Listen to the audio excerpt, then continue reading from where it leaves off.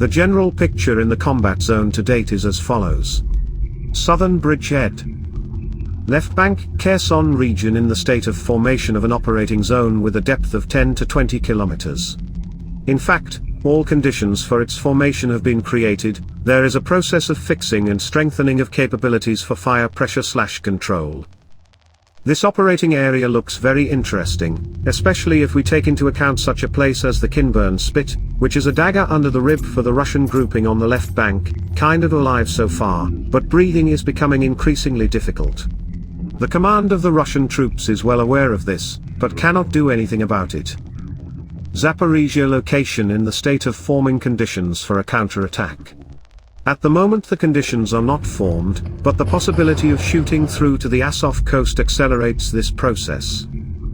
Russian troops have concentrated up to 15 battalion tactical groups in the area in the front line and about 6 battalion tactical groups in the reserve.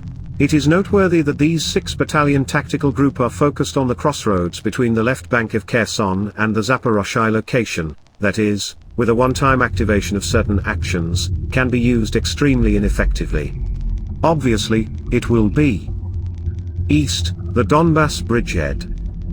Donetsk location without significant changes continues to play blocking and drawing resources of Russian troops. In the near and medium term, a change in this role in this area should not be expected.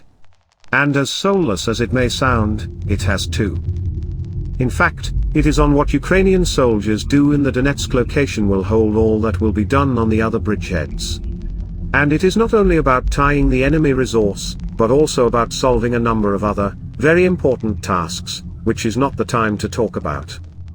The Luhansk direction is a location formed for a counteroffensive, which has both fire control of the main logistical arteries, hypertrophied and expanded grey zone, and exhausted resource of the 20th Guards Combined Arms Army units. Against this general background, the critical lack of artillery in the Russian forces in 3 locations looks very striking, with the exception of Donetsk, where there is not a surplus, but enough to occasionally simulate a rampart of fire near Bakhmut. Otherwise, in almost all locations there is a certain decrease in the efficiency of the management system and support system.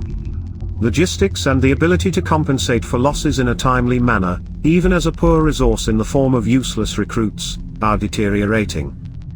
Thus, 3 out of 4 locations are either in a very promising position, or are going through a ripening process, for further immersion in this position. What could be the deciding factor for the starting signal, who knows? Only the AFU General Staff.